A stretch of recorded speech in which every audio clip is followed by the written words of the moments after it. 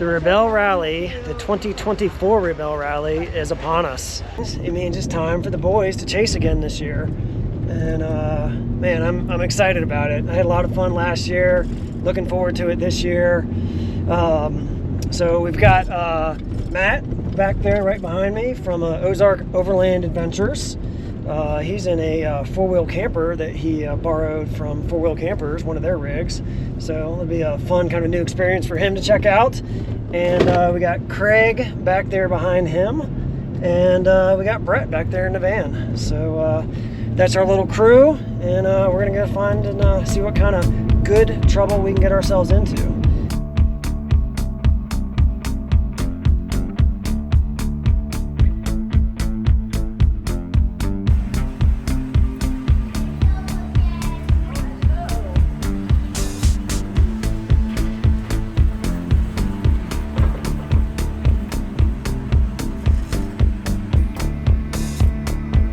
I like it when people are standing around. That way, I'm absolutely sure it's the right number. I don't even know it's slightly crooked. Too much pressure. So we're here at Pre-Tech with Avis and Liz, and there's Brett, and a bunch of other teams are here. And we almost didn't make it to Pre-Tech. We had an accident, not me. Avis and Liz were out in the truck doing some practice, and they got into an accident in the truck. And there was quite a bit of damage. The frame was bent. The whole front end was torn apart. There was a bunch of work that had to be done. And thankfully, one of the local auto body shops here in St. George, which is absolutely the best, Troy's Auto Body, they doubled down and in like 3 weeks got this thing put back together. And I'll show you. I'll throw up a picture here to show you kind of what the front end of this thing looked like 3 weeks ago. It's crazy that it's sitting here running and everything's good.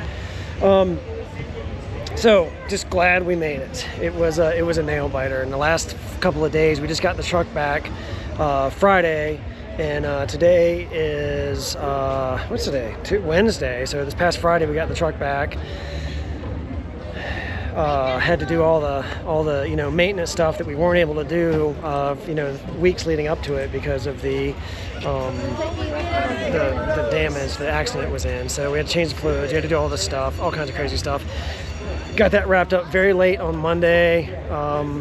So Saturday, Sunday, Monday, kind of getting everything buttoned up, all the packing finished, and then we left Tuesday, drove up here to Mammoth where we are, and now it's Wednesday, and now it's Pre-Tech. So should be a good fun adventure. Get these girls off tomorrow to Base Camp 1, and us boys are gonna go chase the rally again, just like we did last year. During Pre-Tech, each vehicle must pass a thorough inspection to ensure it's safe, functional, and ready to handle the grueling demands of the rally. Rally staff meticulously check everything from brakes and lights and wiring and suspension to recovery gear and tire condition. It's a critical step that sets the tone for the days ahead. Of course, this is curved all kinds of interesting directions. It's gonna challenge your skill. That's right. I think I've had a lot of practice today.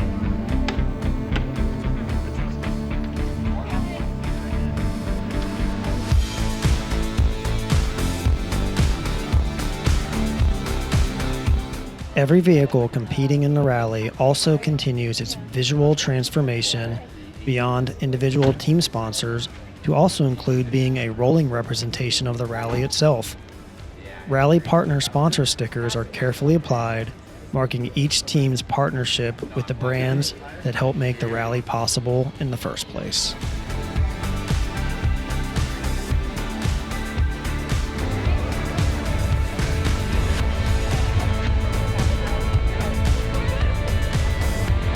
Among the lineup of SUVs and trucks, Team 148's 2019 manual transmission Tacoma stands out. There's something special about competing with a manual transmission. It's a rare choice that demands extra skill and focus. But that's exactly what these women are bringing to the rally: confidence, determination, and a can-do spirit.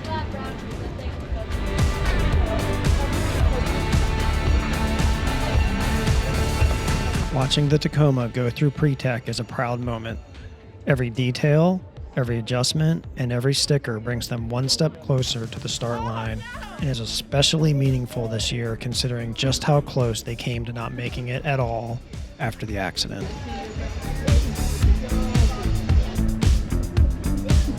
Nice assist, Liz. Nice assist. I think I handed it to him backwards. Just gonna own up to that. I would have figured it out though.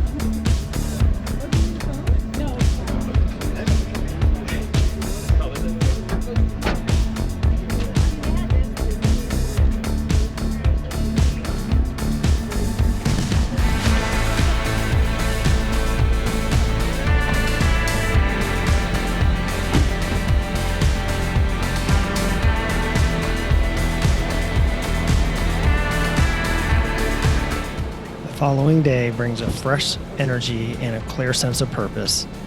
It was a crisp morning at nearly 9,700 feet of elevation, marking the start of full tech inspection.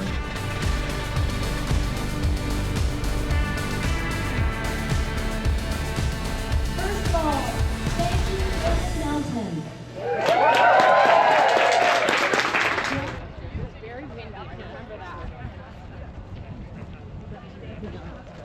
Full tech inspection is where every piece of equipment is double checked to be sure it meets the rally's high standards, ensuring all of the teams are starting the rally as safely as possible.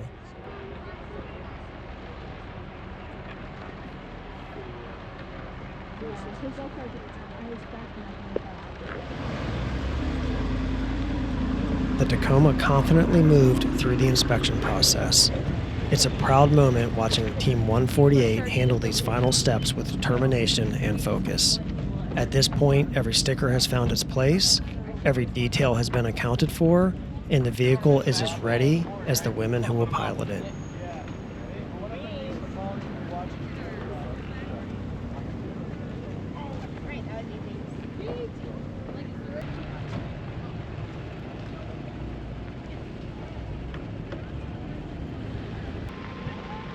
Go 120! As the girls clear full tech inspection headed to Base Camp 1, I take one final look, knowing I have more than a week of exploration and camping with friends before I'll see them again at the finish. For now, it's a moment to savor. A brief calm before the rally truly begins for the girls and us boys who will be chasing them. So we've got Matt back there right behind me from Ozark Overland Adventures. He's in a four-wheel camper that he borrowed from Four Wheel Campers, one of their rigs. So it'll be a fun kind of new experience for him to check out. And we got Craig back there behind him. And we got Brett back there in the van. So that's our little crew. And we're going to go find and see what kind of good trouble we can get ourselves into. Hopefully good trouble, hopefully no breakdowns, hopefully nothing too crazy. But you know what I like to say is you can't have any good adventure without a little bit of adversity. So we'll see how this next 8 or 9 days unfold for us. So I'm excited. Let's go.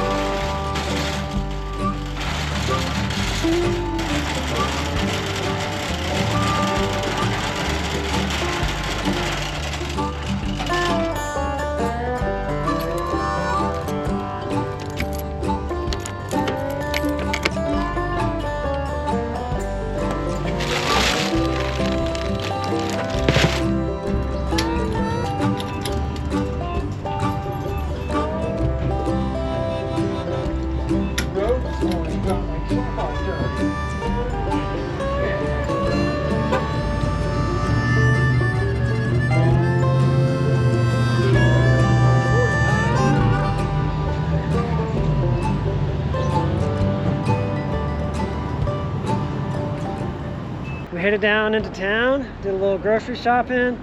I was pretty good on groceries, but I got just a few things to top off with. And stopped here at the Shell station to get some fuel. And now we are going to make our way over into Nevada. The girls are somewhere, base camp 1 is like out towards Tonopah or somewhere in that area, potentially off the 375 extraterrestrial highway, I believe. Listening to the talk this morning, I'm pretty sure that's where they're going to be ending up. And so we know where we need to be far away from them. And I think we're going to head to some hot springs, which just happen to be the same hot springs that we went to last year for the first day of the boys chase. So a little, what do we call that? Deja vu or something? And so we'll head over there, make our way. I think it's about 2 or 3 hours, and get camp set up, and I guess base out of there in the morning and figure out where we go from there. But for now, let's get to the hot springs.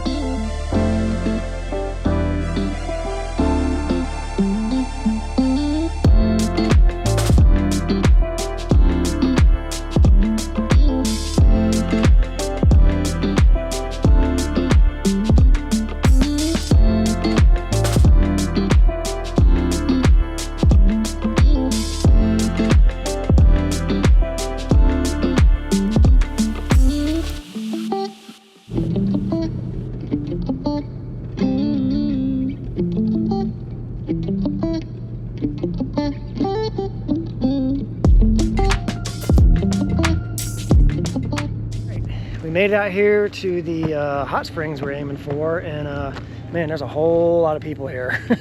I've only been here one time last year with Brett and the other guys we were chasing with, the Dans, but Brett said this is the most crowded he's ever seen it.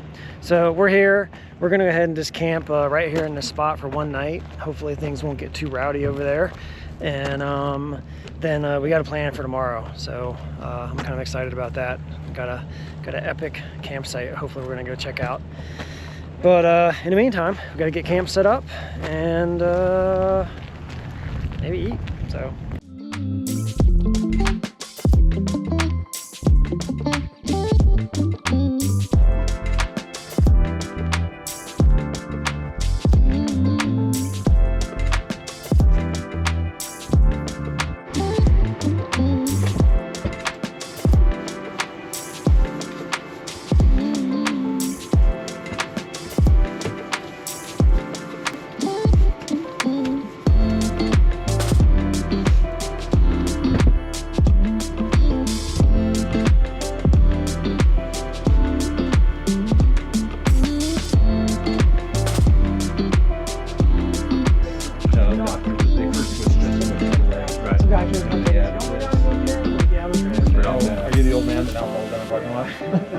like I'm embarrassed. That's way cool. Yeah, no sulfur at all. It's slippery, but you're right.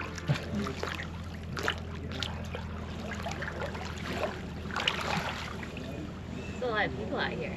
That's what we said when we rolled up. We've never seen this many.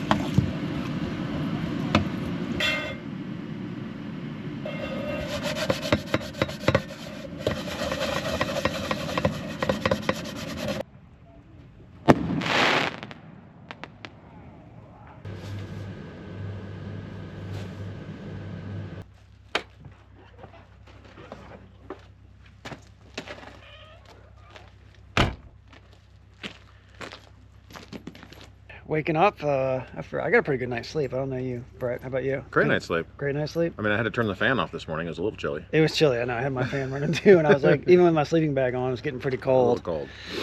And you've already been like busy. You've been down at the hot spring. Spent an hour in the hot spring, Hour in 102 hot spring, degrees. down there talking to some of the local dirt bike guys that are hanging out here. Yeah, it's a whole club. There's three this time of the year. There's 3 clubs that come out here, and each one has a different weekend. And so they'll come out, meet, and ride, and then some of them will stay through the week and cross over to the next club. Okay. A lot of old school dirt bikers and UTV riders and all kinds of stuff. Yeah. Seems like a good group of people. Yeah. Except for the fireworks last night. Except for the fireworks last night. The dogs could have done without the fireworks. Yeah, but it was a little much. It's all right, whatever. So what we're gonna do today? We're gonna pack up camp here in a little bit. We're gonna eat some breakfast. I need to eat. Get some breakfast. I'm probably gonna do a couple emails. I'm gonna do some emails, catch up on some work. Yeah, I gotta do a little bit of the same.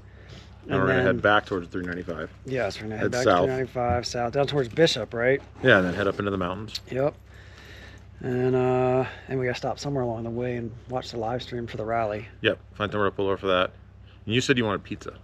I don't know if that's today or not, but at some point on the trip, because I've been doing this whole carnivore thing, and I'm like, on the boys' trip, I'm gonna eat some carbs. I'm gonna have a little. So it won't be a carbs here and cauliflower there. crust. It'll be a real. I think it'll be a real bread crust. pizza. Yeah, we'll see what it does to my stomach. Hopefully nothing bad. I'll probably just turn it upside down. Yeah. No big deal. That's what bathrooms are for. You're right. All right, man. Cool. Well, I'm gonna get some breakfast together and I'm gonna make second coffee. make second coffee. Heck Cool. yeah.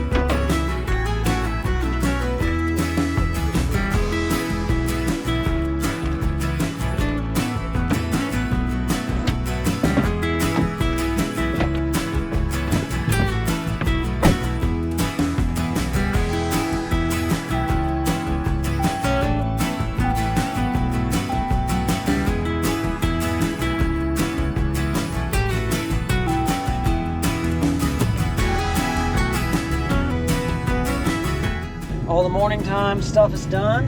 Camp is packed down, and we're rolling out.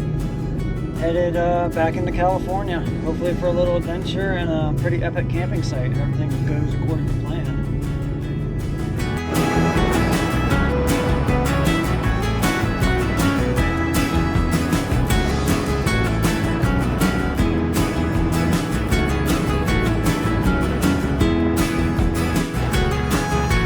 The joke used to be that I carry a go-to with my friends that I profile, but I now have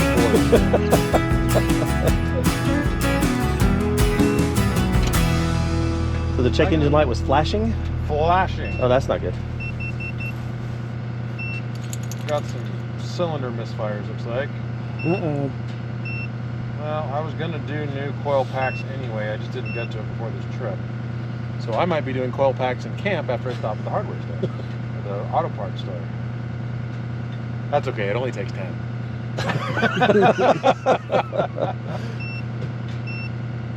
Well, I mean, if Nick can swap an engine Yeah. at camp for the ladies, that surely you can change coil packs at camp. Exactly. There's just 2 of them that are really hard to reach. Aren't they always?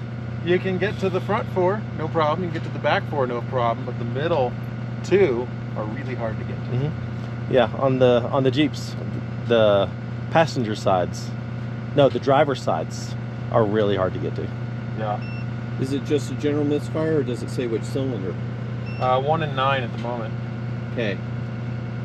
So not the So you middle still got cylinder. 7 more. I mean, you got 8 more. You're good. Yeah. Yeah, I mean, you're I good. could probably, she could probably run on. I mean, now you're a V8. We haven't gotten too far down the road, and Brett had a flashing check engine light come on, so he's getting some cylinder misfires. And so now just diagnosing, trying to figure out what needs to happen here. Still driving, but yeah, definitely something going on. Looks like tar. Well, that's good. Yeah. No problem. So the plan at the moment is we're going to try to hit an auto parts store. I think there's a Napa in Lone Pine that we're supposed to be going through, and see if they have coil packs that Brett needs. And I guess we'll have to see about getting those swapped out mid-camp. And if we can't get the parts, I guess we'll have to come up with a plan B and see what we can come up with. But for the moment, headed to Lone Pine and the Napa.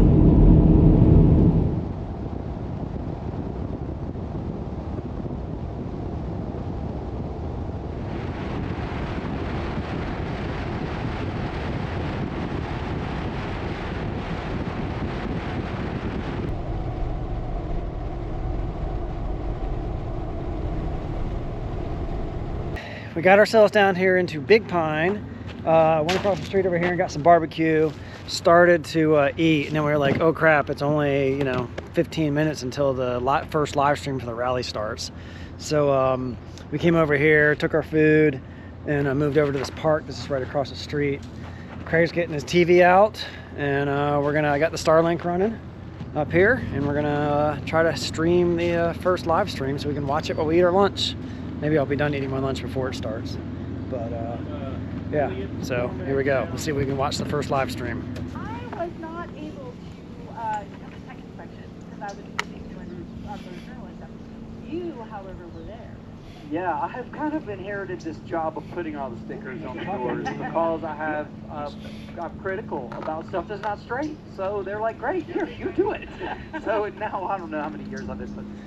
Live stream is over. Brett had to take off, and he found the coil packs he was looking for in Bishop, which I think is like, I don't know, it's 20-ish miles up the road from here. So he's headed out to go get the coil packs, and I guess the rest of us are just gonna hang here in the park and wait for him. I'm gonna go wash some dishes again. I don't like doing dishes.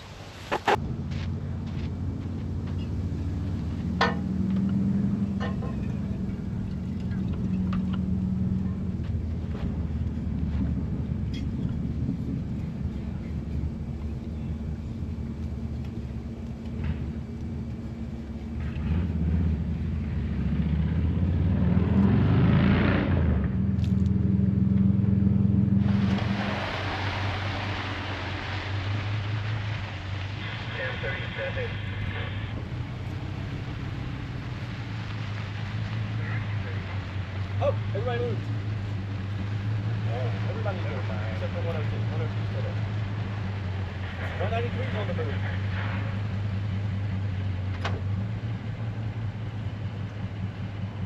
All right, Brett made it back from the auto parts store, was able to acquire the parts he needed, and that means we're ready to go make our way to camp. So we're rolling out. Let's go find camp.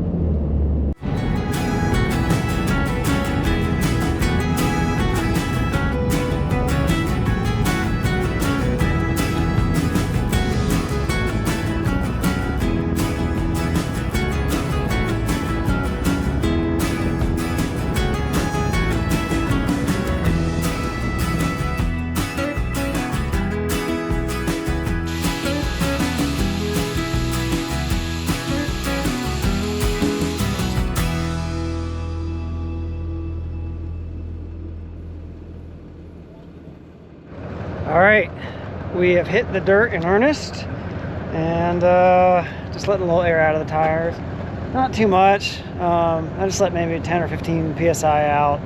Didn't really go too low.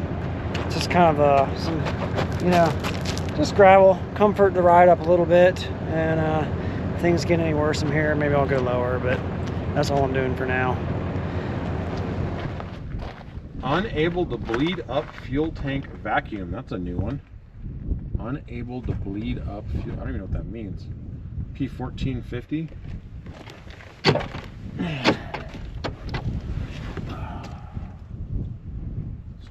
P1450 code. All right, so we just finished airing down. Matt had thrown a camera up the road there. He was gonna get us driving by, and Brett went to crank the van back up and not cranking up. So we've got a bunch of new codes now, and trying to search and see what's going on. What do you think, Craig? What's the prognosis? We gonna get rolling, or are we having? We'll figure it out. We having even bigger issues now. Yeah, we'll figure it out. We're gonna figure it out. One way or the other, it'll get figured out. Any suction sounds? Yep.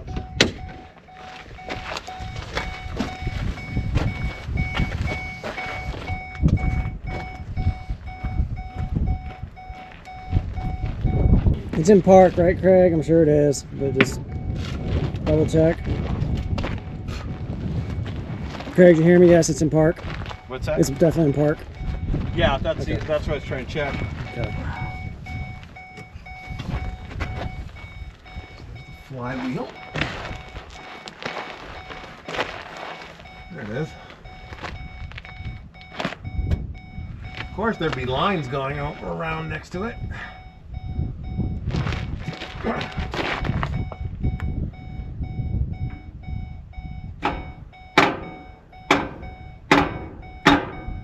Hit it, Craig. Trying.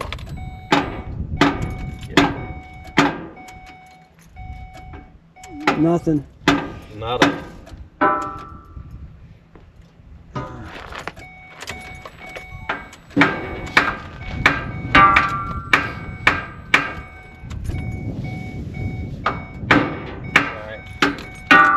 I don't think it's that.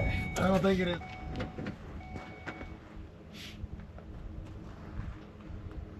It's possible. Doesn't think it's in park for some reason. Right. Oh, Maybe they go. Well, let's erase them. that would make sense potentially. Can you start it neutral? Yeah, that was. Yeah. I believe so.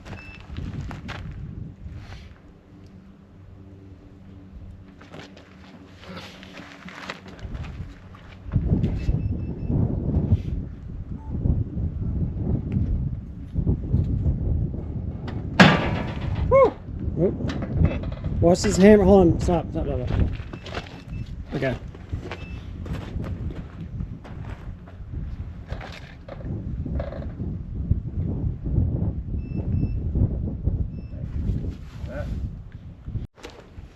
Do I? A little bit on the negative,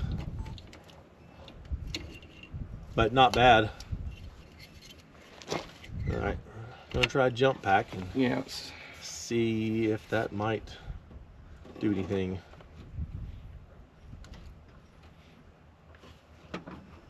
Okay, we're on. All right, ready? Nada. Okay. Check engine light's now blinking.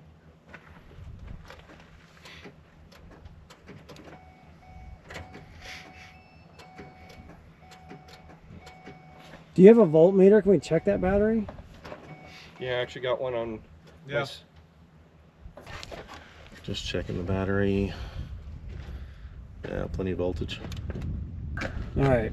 So we're consulting ChatGPT for possible fixes, which is kind of wild.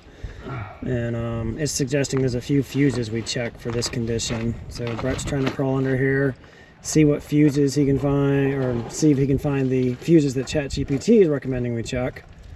And we'll just go from there. I guess we'll work the list until we find the problem. So there's no cover on this box, which also doesn't show me any numbers as to what fuse is what. Excellent. Exactly. And I'll need needle nose pliers to get them out. Okay. Once we do figure out where they are. Well, there's others we can check under the hood if we want to check those first, since that seems like a pain in the ass. They're where they are. I still need needle nose to pull these things out. So. The under the hood is the starter solenoid relay, the fuel pump, and the power control module fuse. So fuse 13 is the 30 amp fuse. for the, okay, well, you got numbers on that one. I can see them on the box. Right. So 13 is the starter solenoid.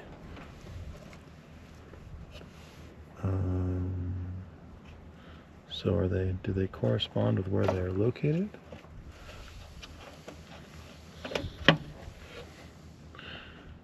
Okay. I see 13. I see 13 there, but I'm like, what one am I looking at that would be 13? It's a 30 amp. Does that help? What's 12? 12 of 40? Doesn't tell me. It's just telling me which ones we should be checking. It didn't give me a diagram. 1, 2, 3, 4, 5, 6, 7, 8, 9. And then the big guy's 10. 1, 2, 3, 4, 5, 6, 7, 8, 9, and then a big one that there's nothing, there's 10. So that would make this that row. So that's that one. Craig, do you have needle nose handy? Any what? Needle nose handy? I have them, I just have to dig them out. I can't get that with my fingers. 30. I'm not familiar with that kind of fuse. How do you know if it's blown?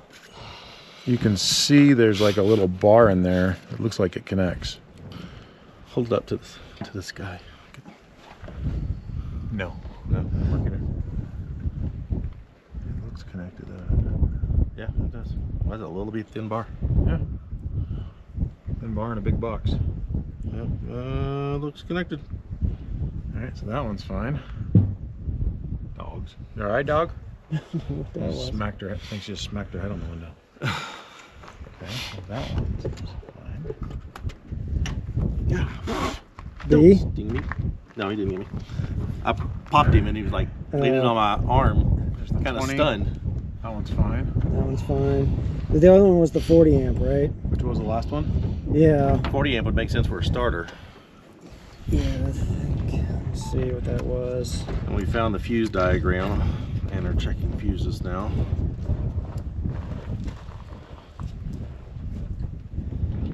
Brett, it was fuse 35. It's a 40. It's the PCM fuse. Fuse 35? 35. Yeah, it's gonna be a 40 amp. That's a big guy there. Be blown. Be blown. Nope. Dang. That one is very clearly connected, whereas the other one looked darker, didn't it? You are correct with that. And the other one, which one was that?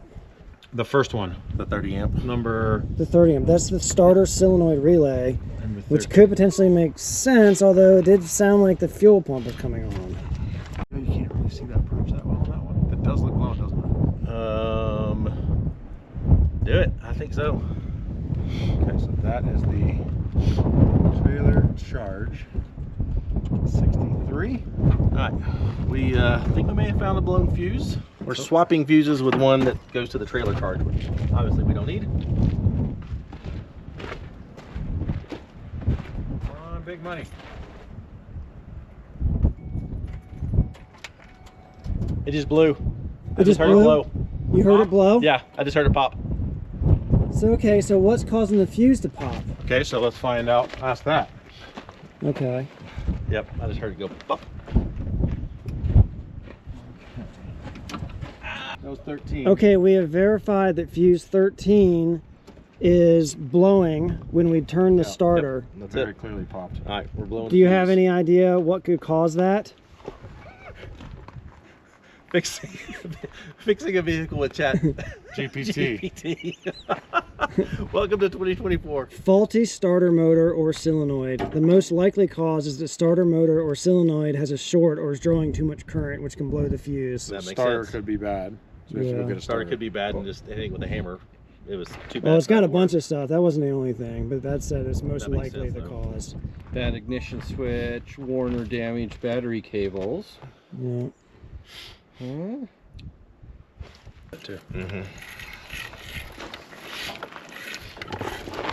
All right. Before we go through the trouble of trying to get a starter for it to replace that out here, Craig had a good idea. The ChatGPT suggested, but he's like, we should at least try it to clean the battery terminals because it said it can cause the circuit to overload.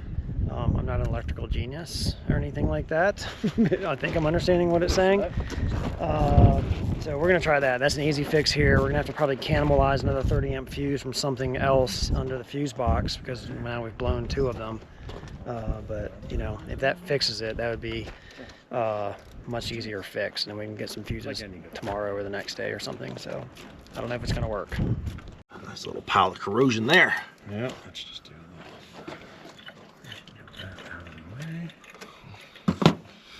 Ask the Chat GPT. Ask the Chat GPT. Hopefully it's right. We don't even know if it's right. True.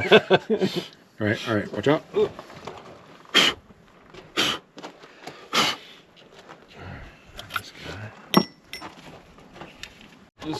There could be other things than the starter, according to Chat. So if we disconnect the starter, turn the key on, if the fuse blows, we know it's not the starter. It's something else. So you want to basically remove power from the starter so it can't cycle. Yeah. And to see if something else is causing the fuse to blow. You before got we blow it. another fuse. Okay, I do have a question though. There are 2 different style 30 amp fuses in here. Like, we've been using these purple ones, but these 2 that you mentioned pulling are these red ones. Oh, it's not the same thing? Is it the same size? They're... They say 30. I mean, they say 30. One, that looks rectangular, that looks square. Or are they relays? No, they're fuses. No, they're fuses. Okay. Yeah, that's different than that. Pull that 30. Is that the one that we're going for? Sorry, one blown on. No, it's different. It's the same. They're rectangular. Let's see if they fit. Maybe they're just a different brand. Maybe. Yeah. Okay, so this is our key back in.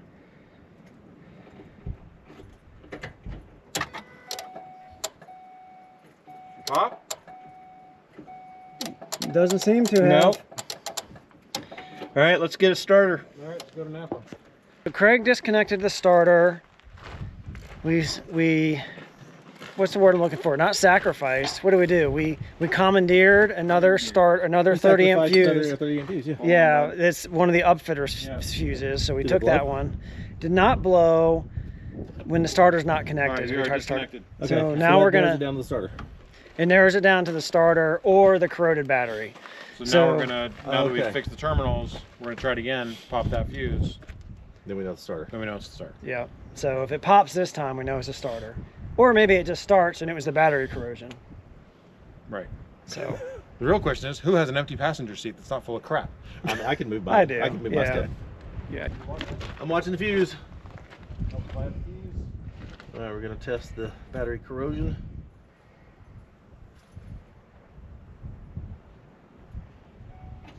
All right, ready? Ready. Oh, look at that! Yes! Freaking corroded battery. Corroded battery, man. That's awesome. Holy shit, I'll take it. Wow. Damn. So just not enough I voltage wonder to if get that it to could be break. like all of your issues. Right? Yeah. Maybe you can return That could some be- coil We'll find packs. out. I reset all the codes. Yeah. Man. All right. Well, we do need to run to get some Corroded more batteries. fuses, right? You think? Or should we? Can we just wait to do that tomorrow? The only upfitter fuse I need is the one for the compressor. I don't need the fuse. I have a compressor. I mean, we can run a compressor on that truck. That's all we need. Oh, you stole the right upfitter switch because my compressor still works there. So Okay, awesome. we can pick those up tomorrow. All right, no need. We can continue to camp. Awesome. All right.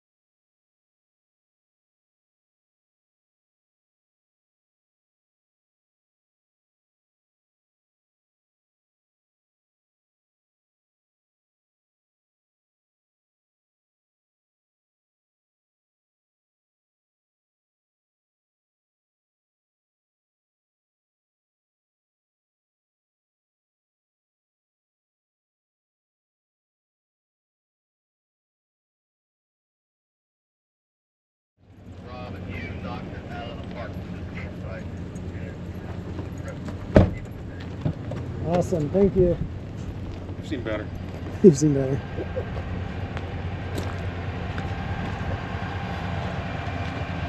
What was that, Matt? You want to say that again? How awesome is the campsite I brought you to? Yeah, I said you knocked it out of the park with this campsite. It is drop dead gorgeous, even with the haze. So, thank you. Yeah, you're welcome. Love it. All right, so as Matt said, we have made it to camp.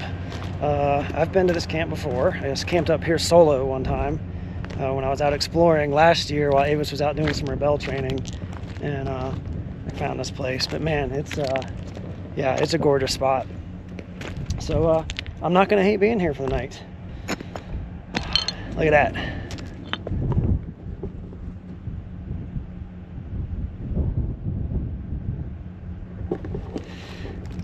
Okay, well, I think I'm gonna get camp set up.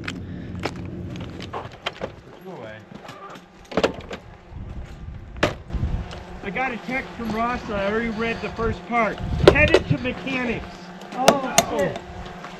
To blow out the door handle. It was really dusty today. Oh, okay. But yeah, I had that.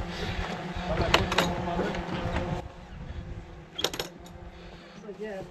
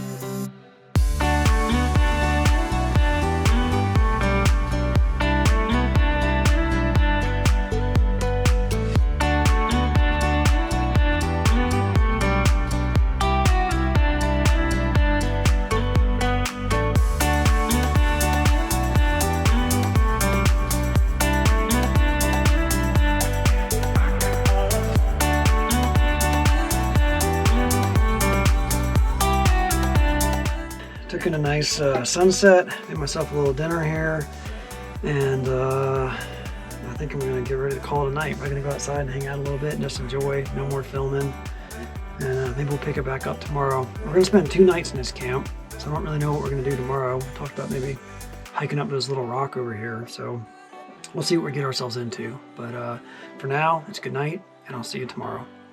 I can't believe that in 2025, the only transmission offered with the 3.6 is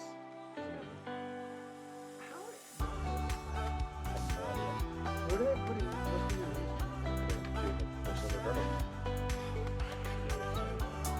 Waking the following morning in our high elevation camp that gifted us breathtaking views of Mount Whitney and the valley below came at a price, and that price was cold temperatures. That started a tradition we'd end up keeping most of our remaining days together of gathering in my heated camper to watch the Morning Rebel live stream. It turned out to be a great morning ritual, a way to stay connected to the action and cheer and sulk for our teams from afar.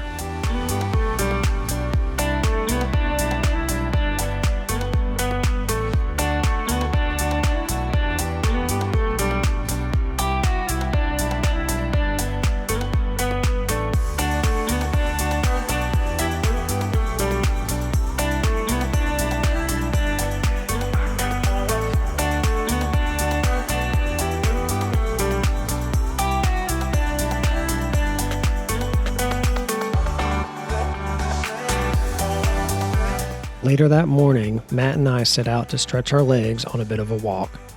We ended up climbing up to a higher vantage point, taking in the sweeping views of the Sierras that were the backdrop to our camp.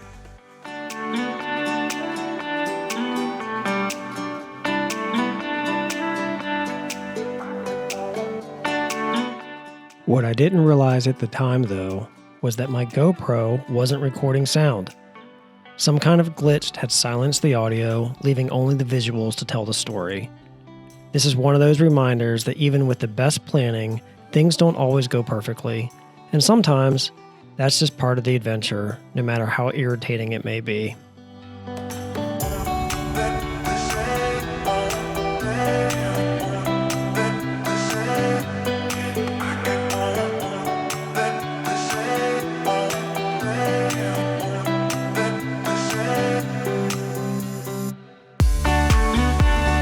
A bit later, after we returned from our walk, camp life was finding a bit of rhythm.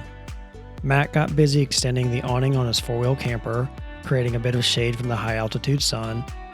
Brett took charge of lunch, pulling together a quick meal, while I got to work setting up power and the TV to watch the afternoon update from the Rebel livestream.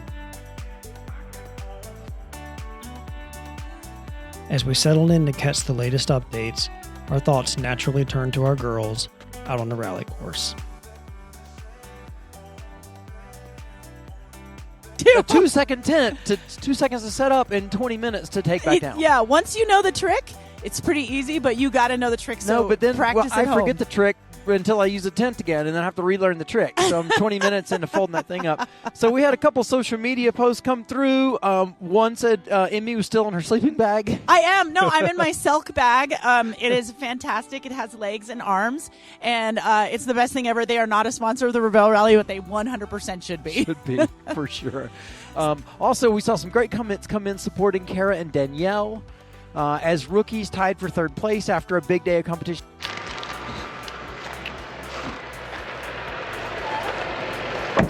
Hi. So good. Hi, friends.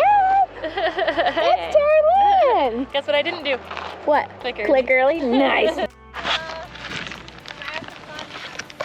It feels nice. Yeah. It does. All right, what we have here is a rare rally moment.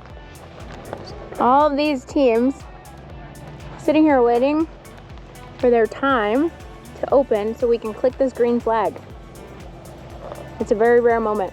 There's penalties for clicking early, and if you click too early, you don't even get any points for it at all. Anyways, this is day, 2? Competition day 2?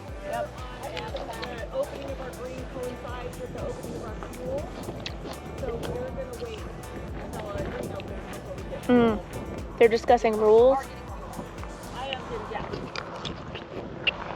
Interesting.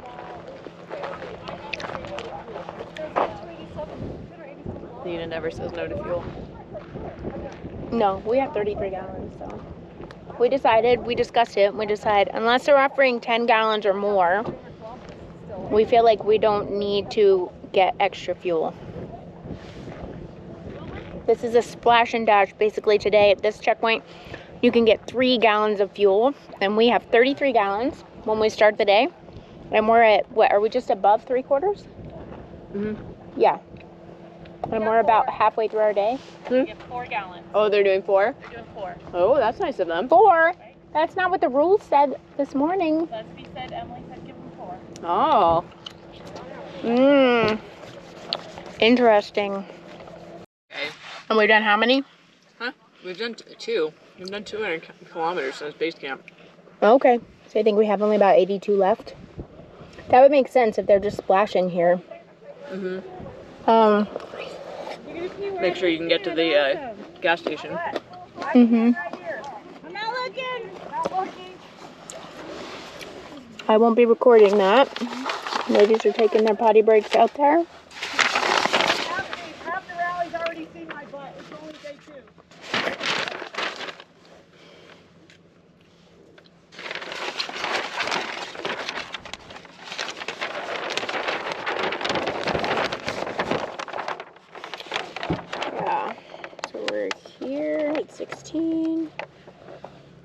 gonna go 17, 18X, 19X, 20. Where's 21? It's on here somewhere. Not right there. 21, 21X, 22, 23. Yeah, it's a pretty tight circle. We're still waiting. Look at the dirt.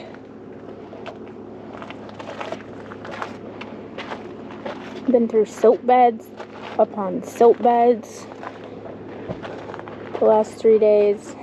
I was just touching the bumper.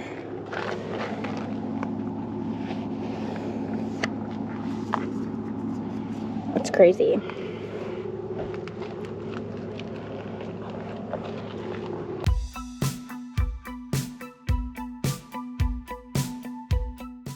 Later that afternoon at camp, we were able to confirm the codes the van had been throwing earlier were still being thrown, despite Brett having reset them after the battery debacle we had the prior day.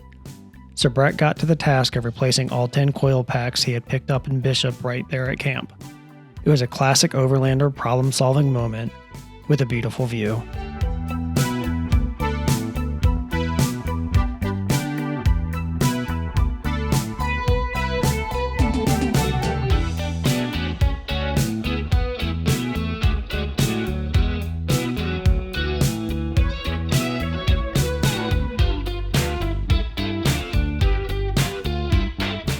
As our day transitioned from afternoon to evening, we again gathered around the TV to take in the last live update of the Rebel livestream for the day, courtesy of the power system in my camper and Starlink satellite service. The following morning, we again gathered in my camper to enjoy some heat and watch the live stream.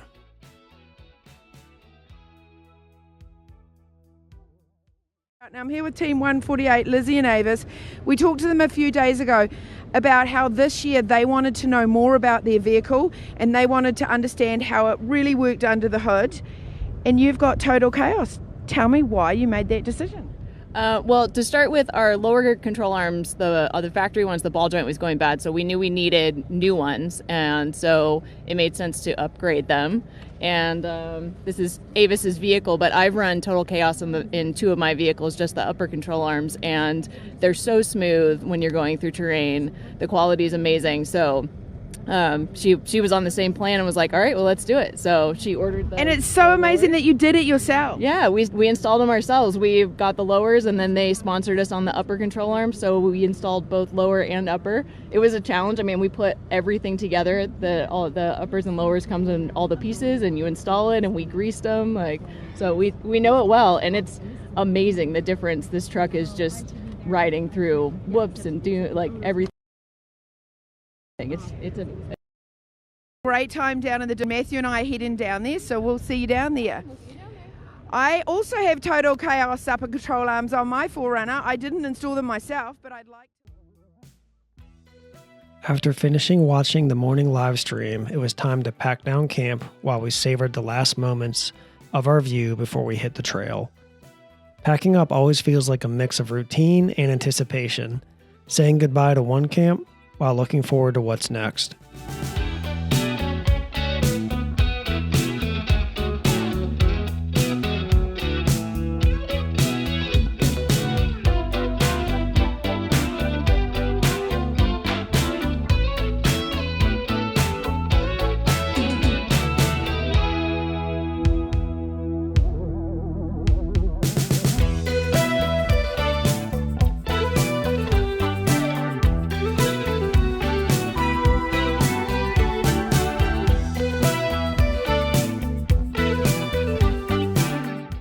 With our gear stowed and the vehicles ready, we set off to winding our way down the trail to lower elevations.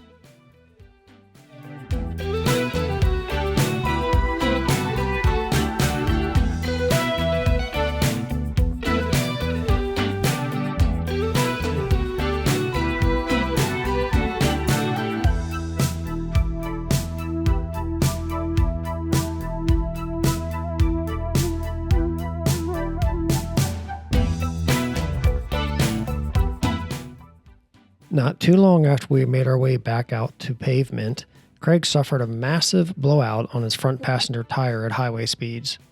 But thankfully, he kept control of his trusty taco and safely made it to the shoulder, where we made quick work of swapping it out for his spare.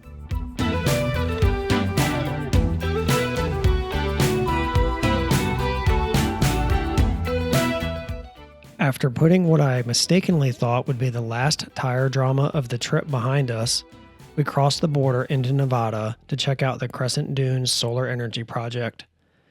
I've seen it a few times in my travels across Nevada, but Matt had never seen it, and it was right on our way, leaving us no excuse for not stopping to check it out.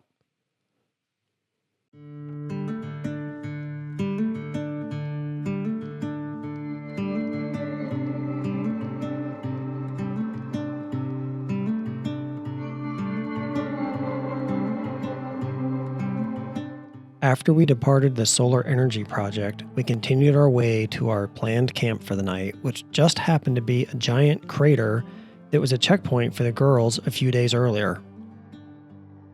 And don't worry, if you're getting sick of hearing too much of my voiceover voice on this adventure, I realize in roughly another 36 hours I wasn't recording sound and fix it. But we still have to go a little bit further before that happens. We arrived at Lunar Crater, a location as unique as its name suggests. Lunar Crater is a volcanic maar, a type of crater formed by a volcanic explosion when magma comes into contact with groundwater. At nearly 400 feet deep and spanning over 4,000 feet in diameter, it's an awe-inspiring sight in the middle of Nevada's desert. Designated as a National Natural Landmark in 1973, Lunar Crater offers a glimpse into the region's volcanic past. Its barren, otherworldly landscape is so striking that it's often compared to the surface of the moon, which, by the way, is how it got its name. The area was even considered for Apollo mission training, though it ultimately wasn't used. Setting up camp on its edge, with the vast expanse of the crater stretching out before us, was surreal. It was a perfect spot to reflect on the day's journey and soak in the majesty of this remarkable place. But not for too long, because it was once again time for us to set up for the evening live stream to find out how the day had gone for the girls competing in the rally.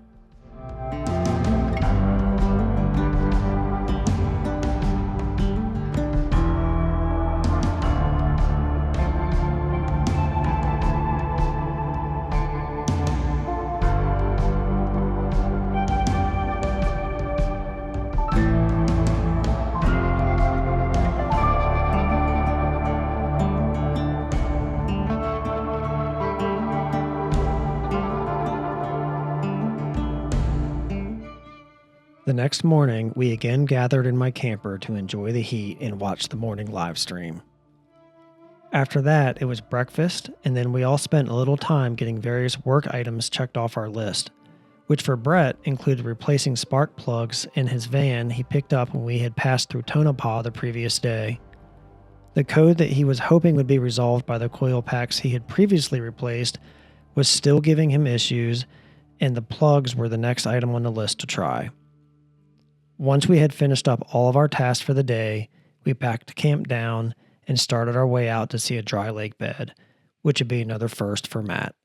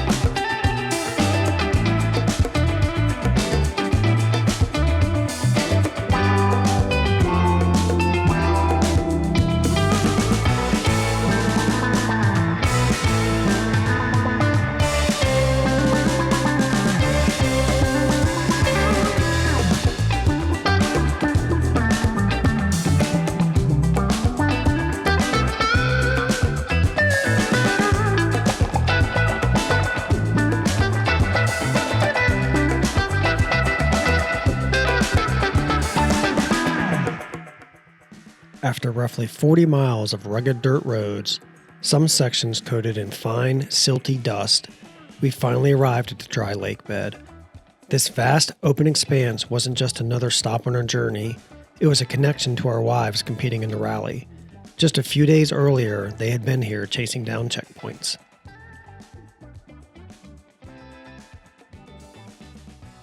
You'd think setting a heading and driving a predetermined distance to a point on a wide open flat space wouldn't be that difficult. But you'd be wrong. It's about 100 times harder than you think it is, especially without the aid of electronic devices.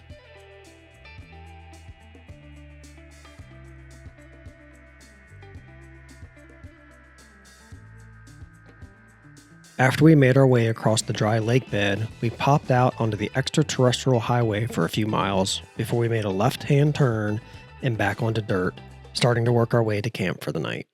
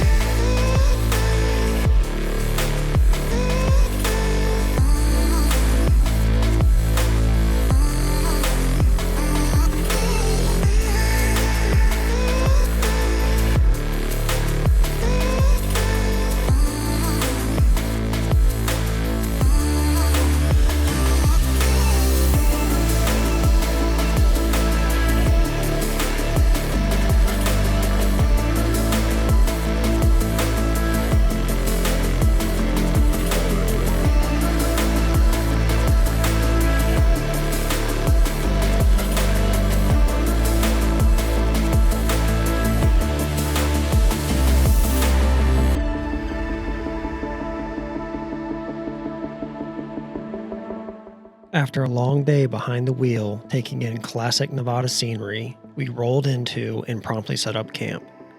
Grabbed a quick shower using the geyser system, watched the evening live stream to see how our teams were doing, ate some dinner, and finally sat down to dump the media I'd been recording the previous 2 days unknowingly without sound before heading to bed and looking forward to the next day with sound.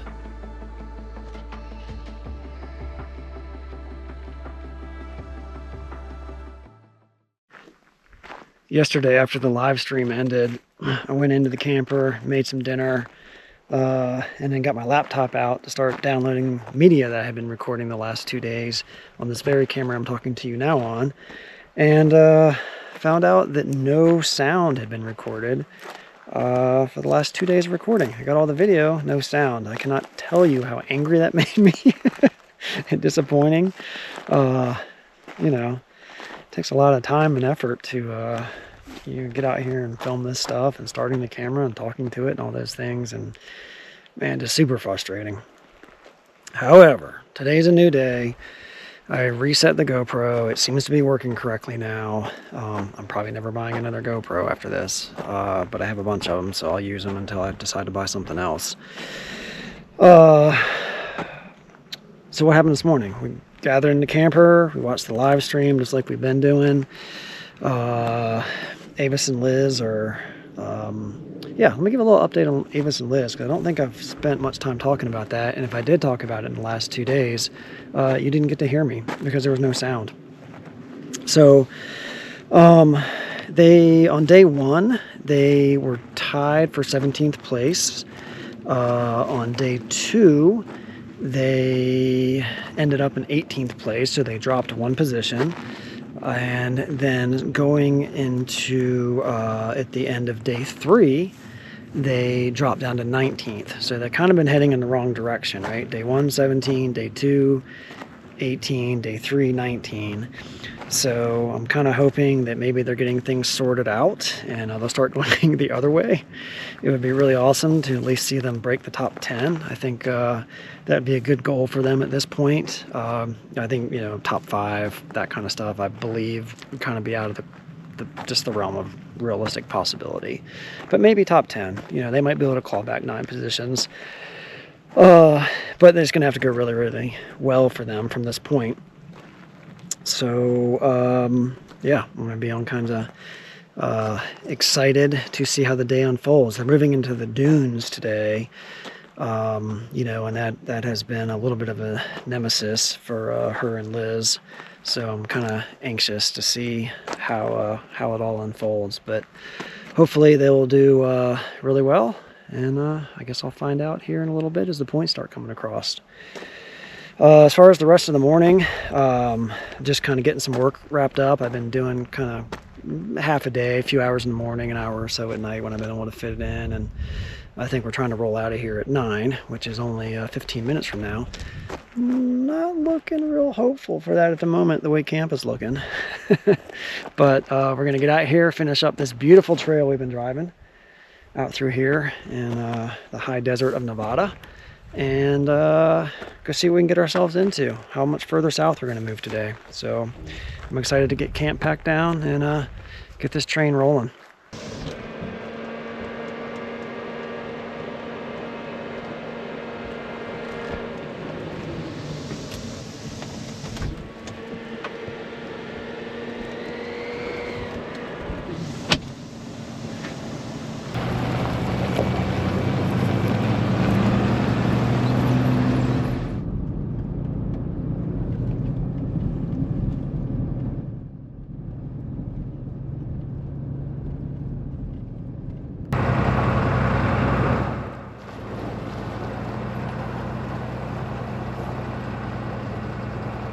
Still out here on the X route that the girls were doing on day 1, and I came across this old structure right here, which is kind of cool.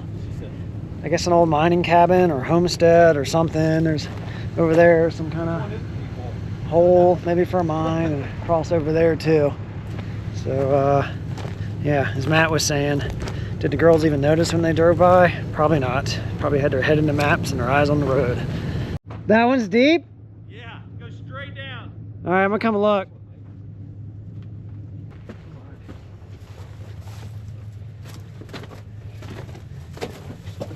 Hey, did you find any gold in here? No, but it goes way the fuck back. RR. Is that the RR mine? What does that stand for? Rebel Rally. Rebel Rally. Rebel Rally. Who was in here tagging the Rebel Rally? It gets a lot lower. Emily would be so upset to find out that. No. What happened? We were just joking. Yeah. It says RR here. Oh, Rebel Rally, yeah. So we tagged it. And I see there's other. Yeah, it goes It does quite get 30 feet down. Yeah, I mean it's deep. Huh. It's not like hundreds of feet though. No. Huh. Yeah, sometimes. That's cool. Beautiful spot. Yeah, I mean, they did pick a nice place to live.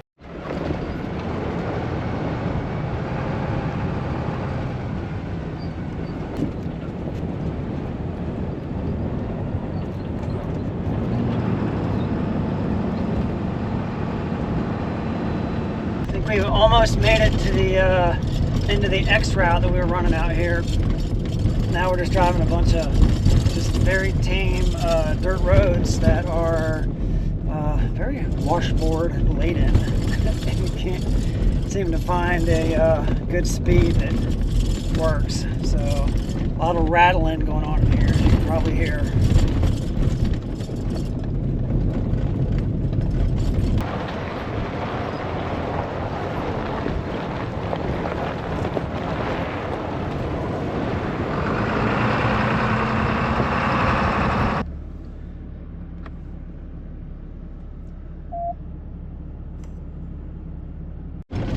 Well, I thought we were at all the rough stuff.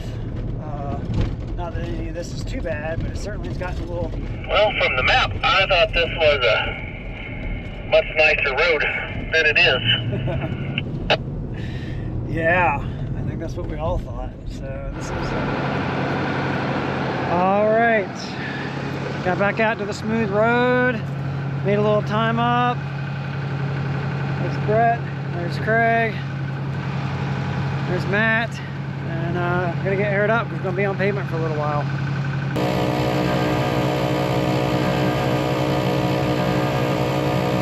We have just passed by Rachel, Nevada. Rather well known for the raid on Area 51, if anybody remembers that, a couple of years ago. I think that was supposed to be staged out of that area. And we're making our way down here on the pavement to some dirt road. I don't know what dirt road it is. But we're going to be jumping onto a day 2 part of the course and making our way out to another dry lake bed to go check out. And I believe the plan is to actually camp on the dry lake bed tonight, if that makes sense and we can make it happen. So that's where we are currently headed. I think that'll be kind of fun. I do not believe I've ever camped on a dry lake bed before. Been on numerous of them since I've lived out west, but never actually camped on one. So looking forward to that.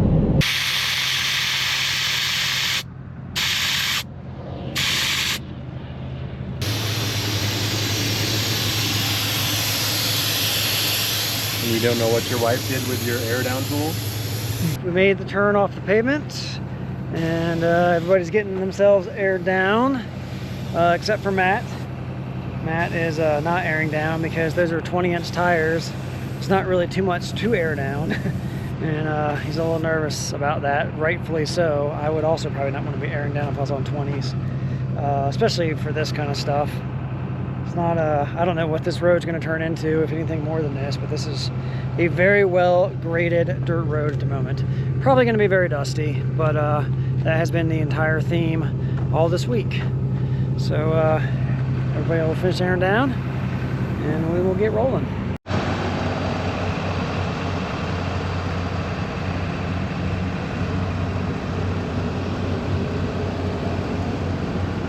Taking a look at my little tires that I'm not airing down? I'm taking a look at your little tires. I was just explaining to people that you're not airing down because you're on 20s. Yeah, 20s and airing down, they don't play well together. Agreed. Probably more risks than it's worth. Yeah, and I mean on these roads, it's not horrible. The suspension on this truck has been really good, so I've been impressed with it. So far, I haven't really felt the need to air down. There's been a couple spots where I thought, wow, I wish I had some bigger tires that I could air down just for some comfort level. But overall, it's not bad.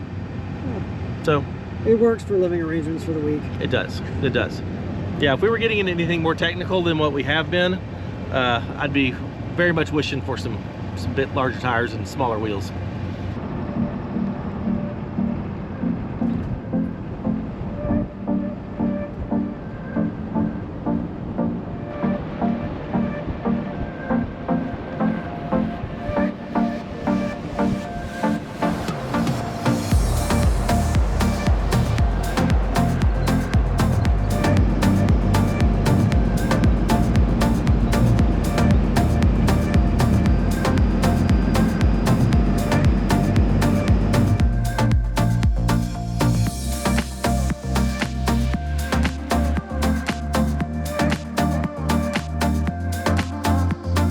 Sun is starting to get a little bit low in the sky, and driving into that dust is like almost like zero visibility at times with Matt there in front of me, and I'm sure Craig behind me and Brett behind him, with, you know, even more vehicles kicking it up. It's probably 10 times worse.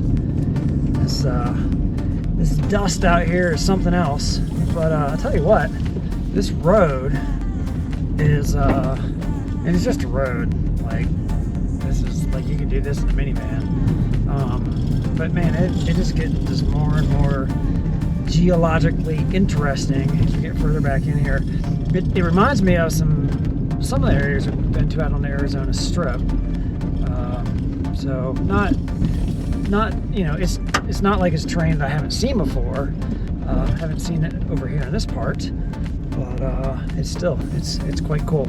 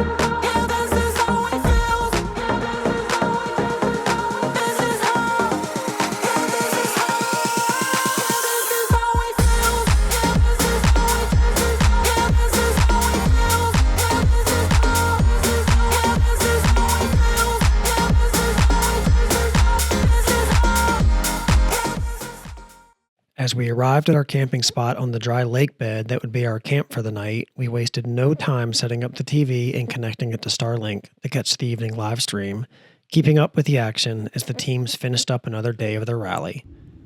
After the live stream, we once again took on the familiar rhythm of getting camp fully set up for the night before finally gathering around a campfire, sharing stories, and soaking in the quiet stillness of the dry lake bed until we all turned in for a good night's sleep. And it's to help stay on time on enduros, and that's all I'm going to say about that. So I woke up about 5:30 this morning, jumped on a couple of work calls.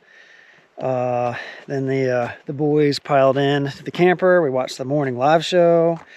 I caught up on some more work, got a social media post or two out, updating people on the girls. And I think now we're gonna start working on getting camp packed down and get out of here. I think our general plan is we're gonna head down through Vegas and actually going to go out to the same traveler's cabin that we were, that the boys' trip for the Rebel Chase last year that we went to.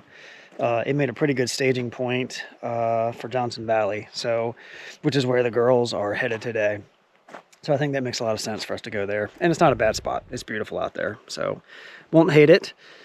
So I guess next thing is let's get this camp packed down. I'm trying to decide if I'm gonna eat some breakfast or not.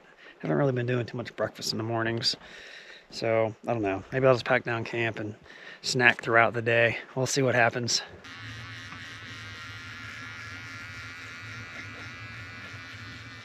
Because they said last location, but not last camp.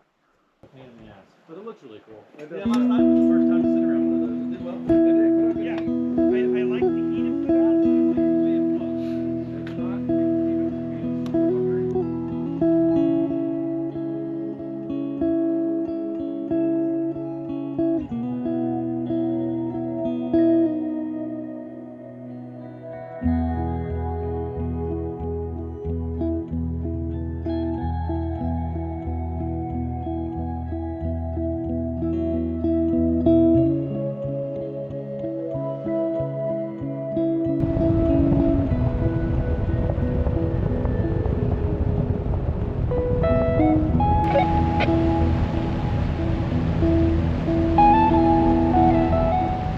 Just got camp packed down, made our exit off of the lake bed, and we're going out the opposite side that we came in on, and just jumped onto a little road here that's on the other side of the lake. And I think we're making a beeline down towards Vegas. Craig is going to split off from us because he had that blowout however many days ago that was, and so he's going to go ahead and source himself a new tire or tires. I'm not sure what he's doing as far as that, if he's getting all new ones or just one new one. But anyways, he's going to deal with that in Vegas. That's the best place to deal with that, and then probably catch up with us later today out in Mojave.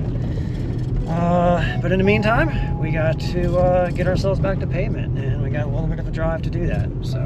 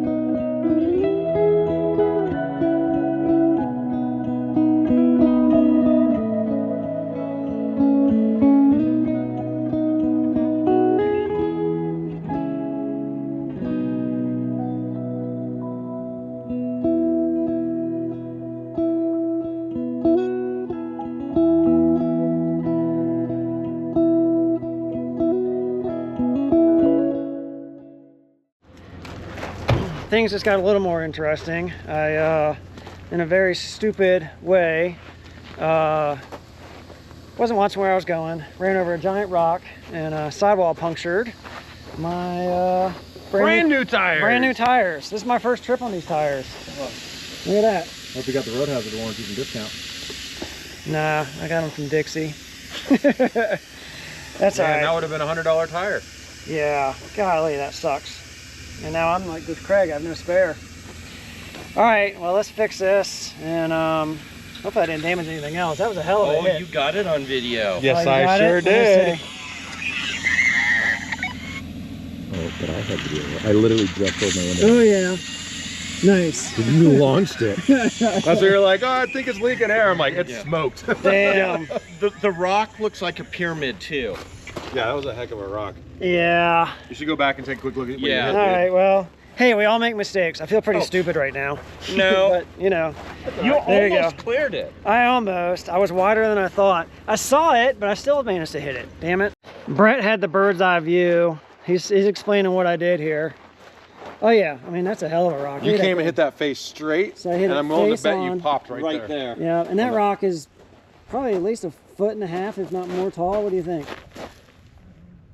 Yeah, 1.5 feet easy. 1.5 feet, okay. Yeah, so there we go. Pyramid rock took me out.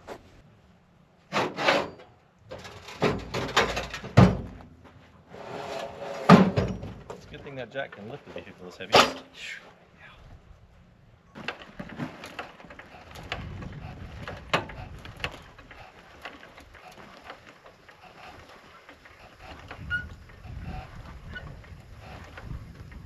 Is it going?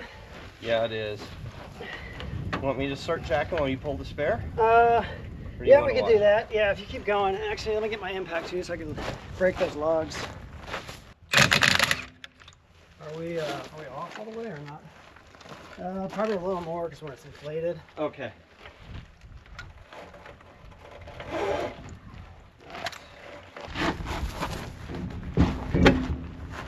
Yeah. 37. So light. Especially Toyos. Especially Toyos. Heaviest 37 on the market, probably. 120 pounds? Okay. Would you like some help? Basketball. Hey, that one's got air in it too. Good job. Look at that. Center cap. Got to keep it looking nice. Oh yeah, thanks. There we go. Need your continuity. Plus, you want to save that extra half an ounce when you go to put the new one up. You have a good technique for this, or you want some help? Probably try to get under it. I'm not doing anything. Almost right there if we had it. Without you, he could not have done that, Craig. Absolutely not. Yeah, right. Craig saves the day.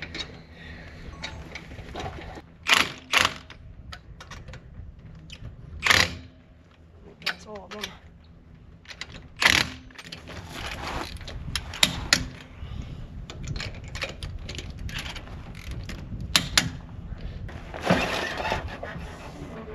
Boom. Bad at all.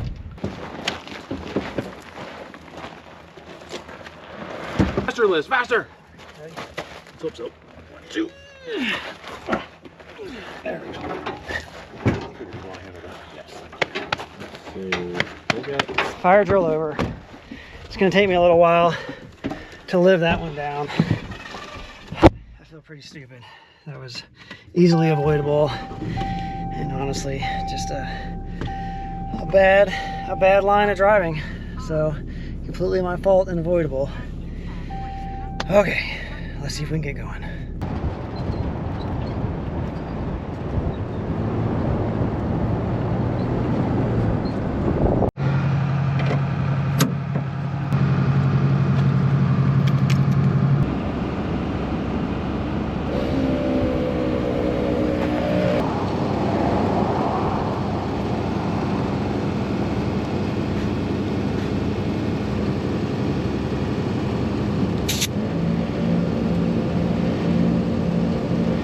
We're off the trail, just got aired back up. Brett's back here airing up still. And man, the tire problems won't stop. We just found Brett. He's got a screw in a tire. Craig, he has a, he had aired down, I think, to 20 in his driver's side front, and when we got here it's at 10, so he's got some sort of slow leak in addition to the blown tire he's already had. So 3 of us now need to go to Discount Tire So what the plan was is Matt and Brett were going to continue on, and Craig and I were going to catch up with them after we dealt with our tire woes. So now I think we're changing that plan around and we're all going somewhere, and we're getting pretty hungry for some lunch.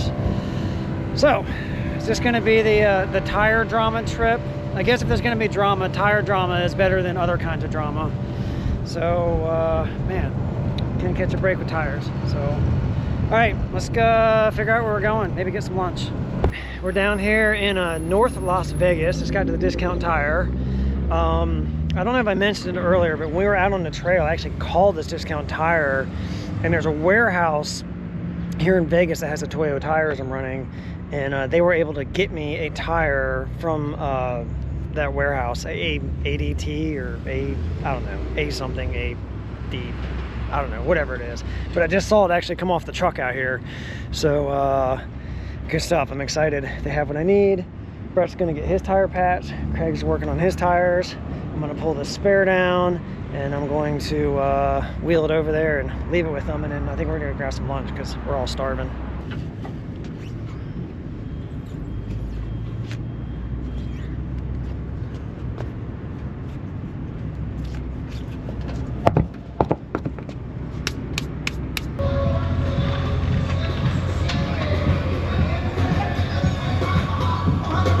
We're all wrapped up here at the Discount Tire. Actually went pretty darn quick, if you ask me. I think we were in and out of there in less than 2 hours. You cannot ask for more than that. And I took a minute and went back into the camper to take a peek, and I should have carried the camera with me because if you're putting it in your nav, I've got the Chevron in Prim in my Google.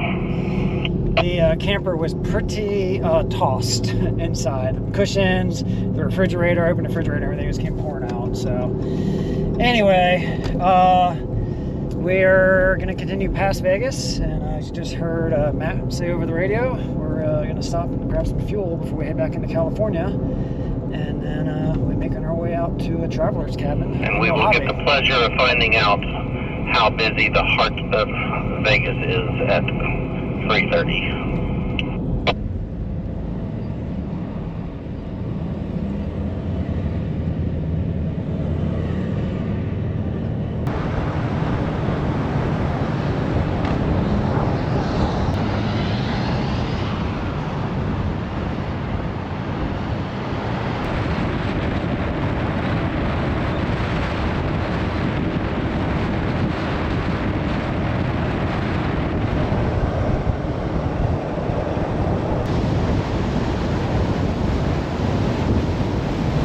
We have gotten off of 15, and we are turned onto some dirt and are making our way out to the traveler's cabin. Probably not going to be too much filming going on because we are in a mad rush to try to get there so that we can be at least there to watch the live stream and not have to stop before we get there. So we are kind of trying to hot tailing it and only getting 4-wheel drive because I'm starting to slip around a little bit going up this hill. So yeah, let's see if we can get there in time. Let's try to avoid any more tire drama. Would be good.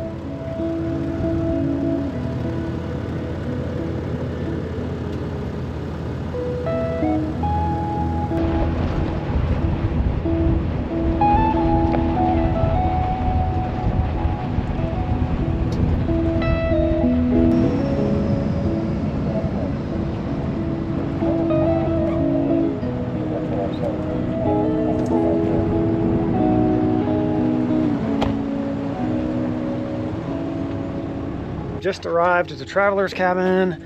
We have 2 minutes till the live stream start. That does not give anybody enough time to set up camp, or at least it doesn't give me enough time to set up camp. And I'm going to grab my iPad, and I think we'll just watch it on the tablet. So, let's go. Oh, Matt's over there fancy with his leveling blocks. I forgot they put these in here for me. That was nice of them. You have stumbled into this event and these coverages and not seen dead. I used to play for like 10 years, but I think she's 10, 12 years now they do it, so. Yeah, what's going on with your vehicle? I haven't known since yesterday. Yep, it's good, yeah. Oh, they're there? Yeah, she's standing around the green rock. The mechanic, see the woman one?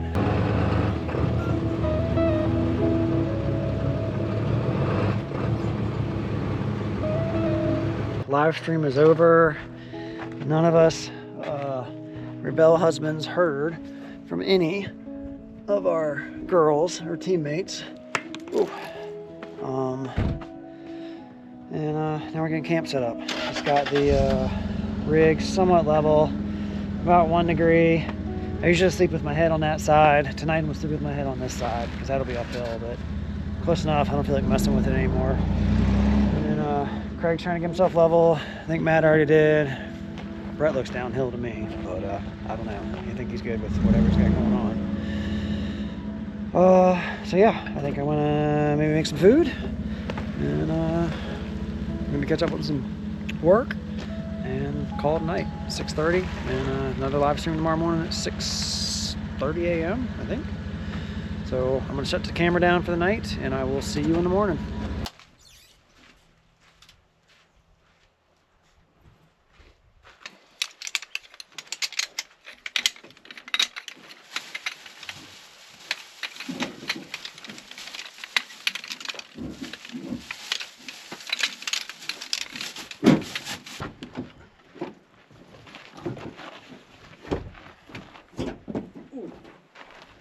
Yeah, my neck caught it. No.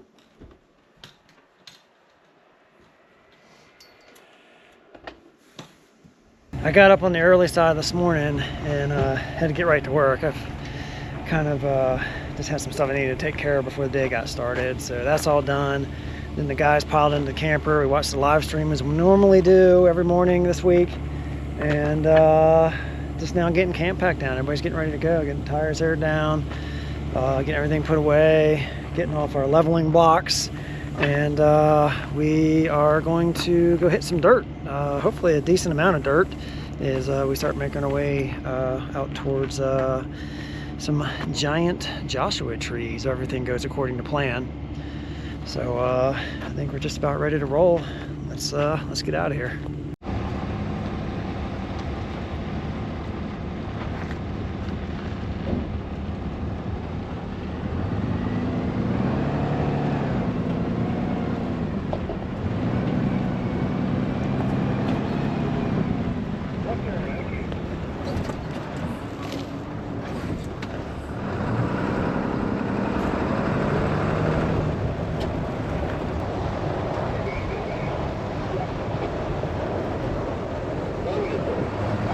Matt was just coming over the radio and saying that Gaia has like a history layer, and all these burned Joshua trees around here are from something called the Dome Fire.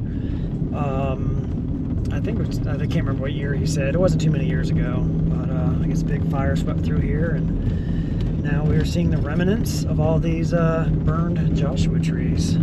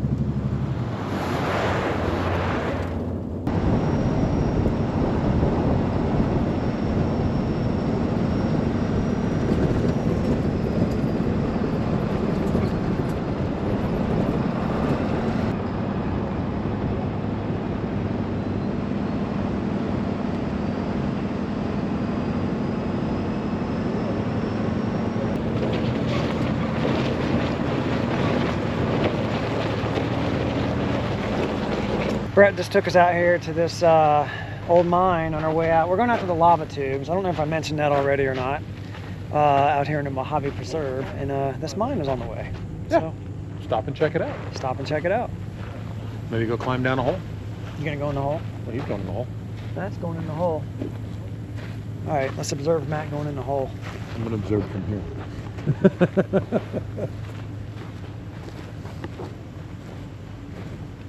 Need a flashlight? No.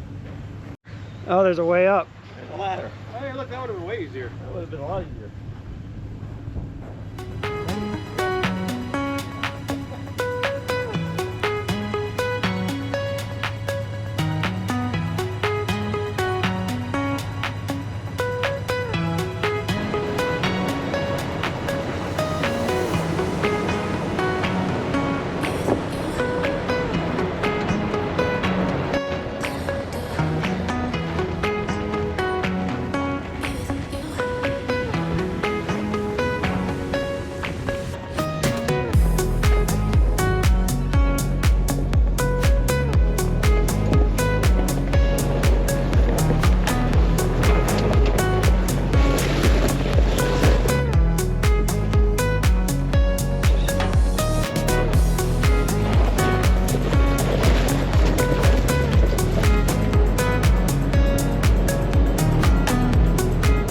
Alright, we have arrived at the lava tubes on this abbreviated tour of the Mojave National Preserve.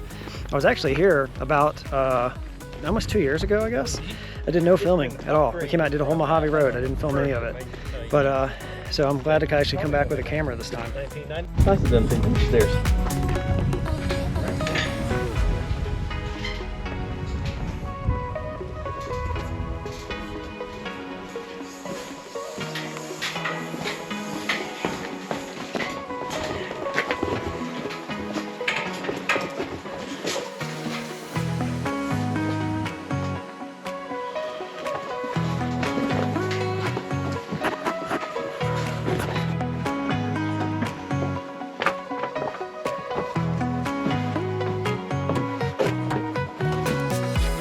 We'll have an opportunity for that in just a second.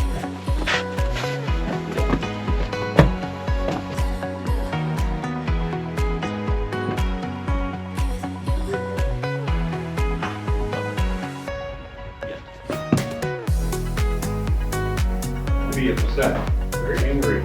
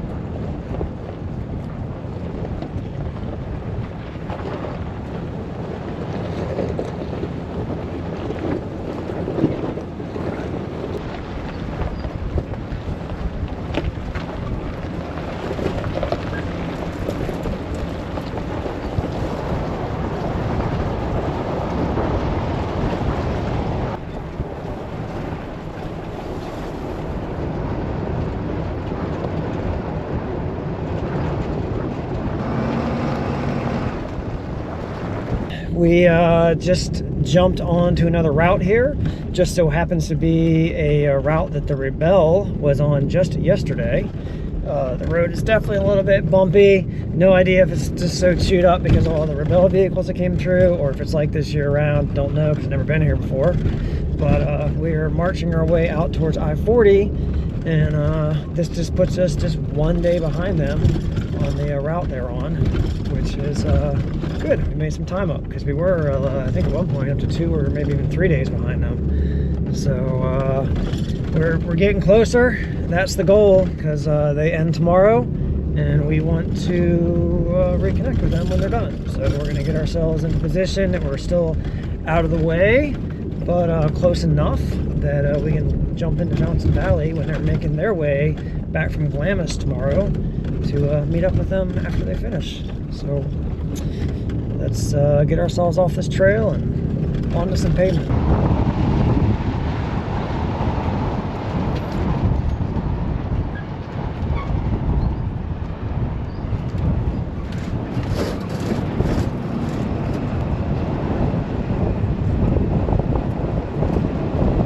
Made it back out to pavement. It's been about 6 hours and 15 minutes since we left camp this morning, so it's a decent amount of time out there. Matt said we did something like I don't know, he said 77 miles a little while back, so let's just call it 80, 85 maybe. There we go. Interstate 40. Brett's airing up. I'm about to do the same, and I'm gonna empty my trash too.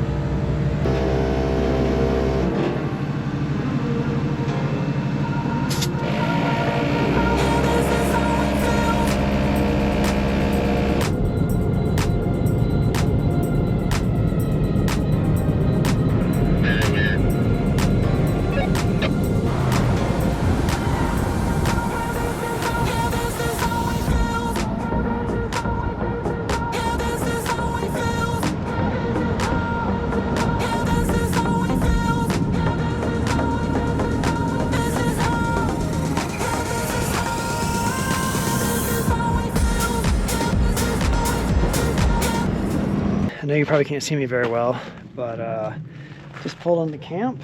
I think this is our first night setting up camp, our first day of the chase setting up in the dark, which is pretty good because that was most of our nights last year for the chase, so I'm not complaining about that. Yeah, Brett took us out to this super secret campsite that he's got up in the kind of Big Bear area, so it's pretty chilly. We're up at a little bit of elevation. I don't hate it. It's probably gonna be really good sleep. But I got a ton to do. I got to download some media, and I just want to get all that done and make something to eat. So I think I'm gonna put the camera down for the night, and I will pick this back up in the morning.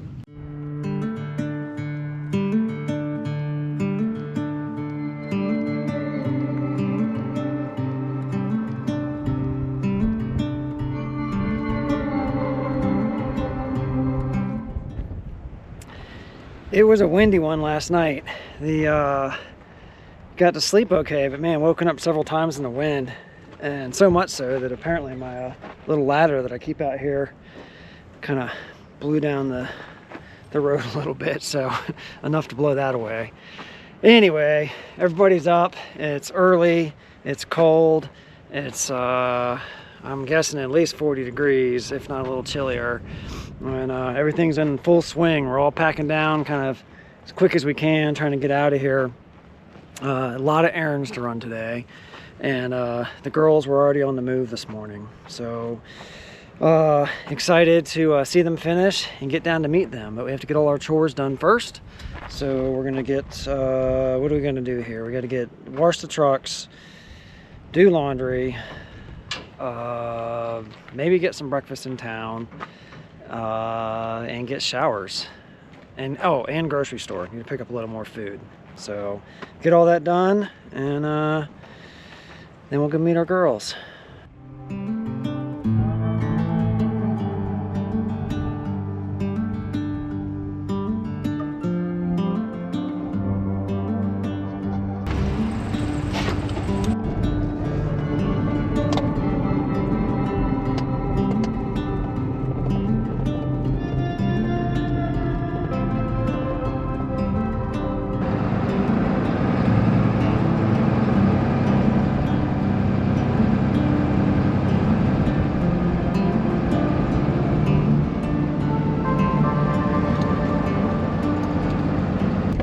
Are those not some of the largest Joshua trees you've ever seen?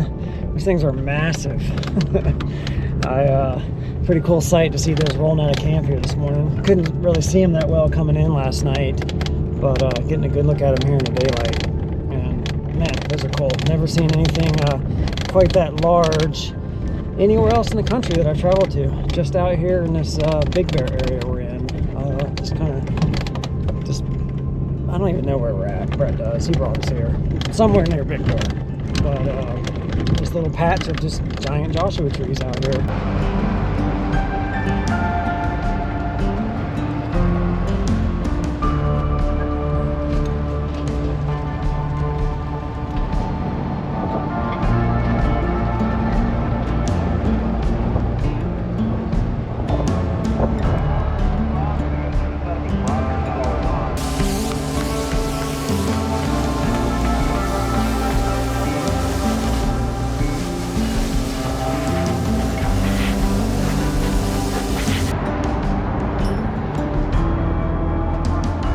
I think we've got most of our errands completed. We washed the trucks, kind of. Just mostly knocked the dirt off of it. Wasn't really trying to get it clean. Went to the store, we got some lunch, went to a gym and showered, which is here at this mall.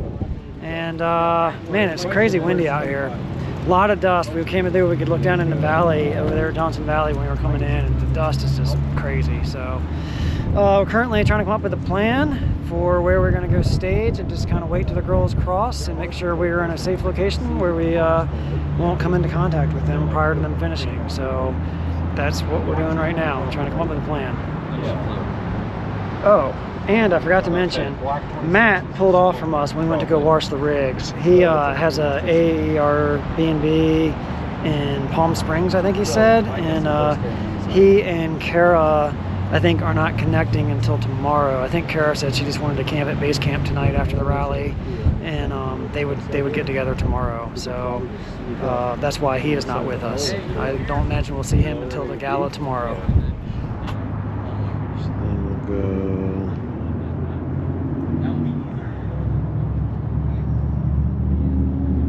I know, that's why you have to do it fast. I can't do that while I'm driving. I'm trying to look at it. I don't want to. Why do you think we're swerving all over the place? All right, Brett found us this nice spot to stage from. We're probably, golly, I don't know. How many kilometers do you think we are from there? Like, I'll tell you exactly. Tell me exactly. Yeah, at least 5. At least 5, Brett says. Way over 2. And we're on the opposite side of where the girls are coming in. They'll be coming in from the other side of the lake. So I think we're well safe here, and kind of a cool view. We'll be able to get to see them in. Got the live stream going, and be able to see what's happening. Rubbing your back under the underside of trucks and getting dirty. It's already going. And Ollie literally goes to Amherst the day after.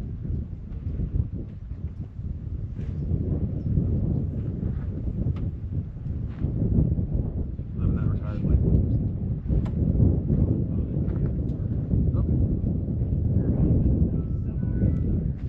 She was like concrete or something, right?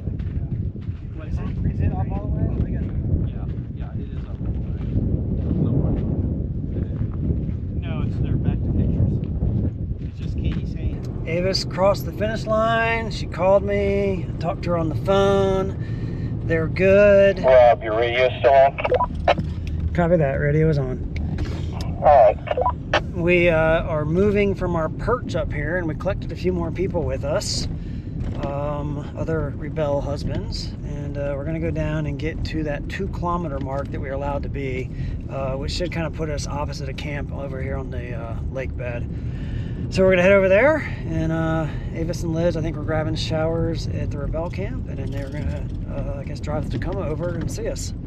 So looking forward to that. Let's get down here to this lake bed.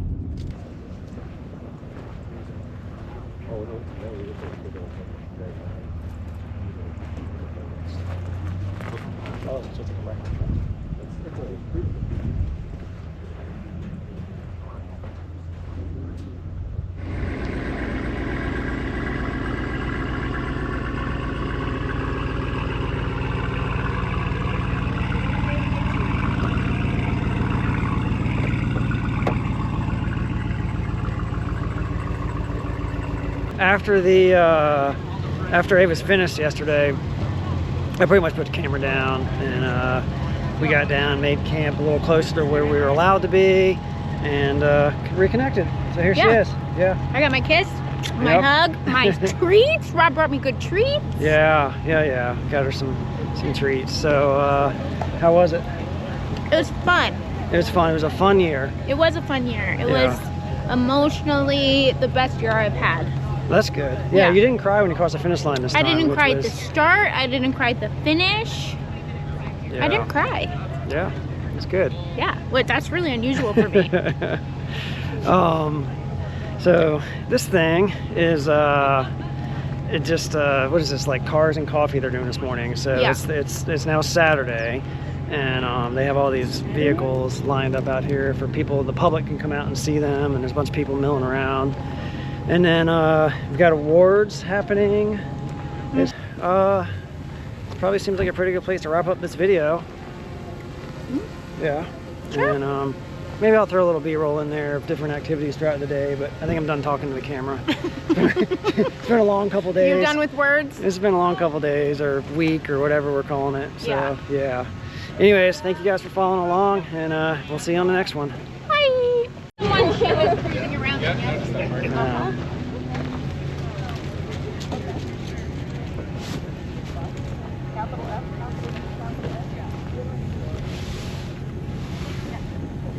Oh, they have booster seats? That's perfect. Booster seats in there for short people like me.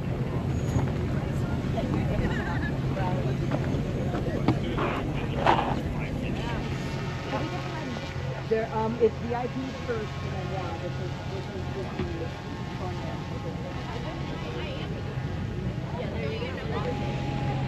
How long have I had this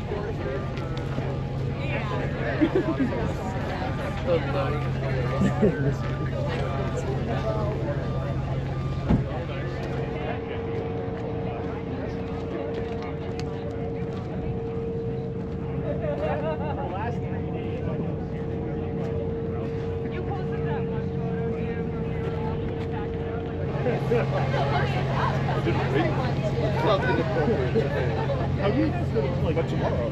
How do you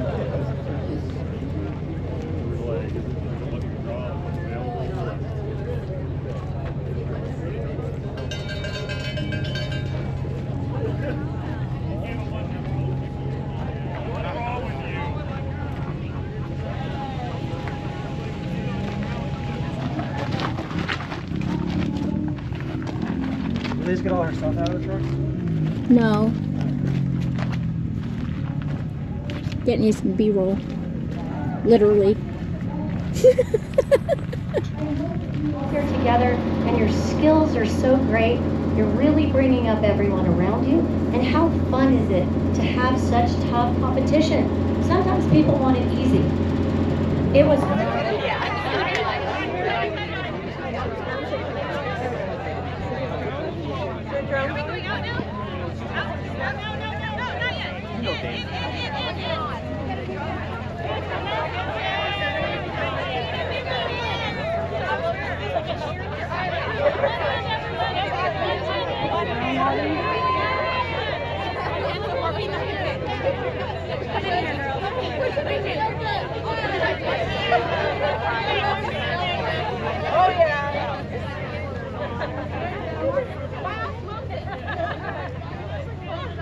All right, go ahead and spread it out.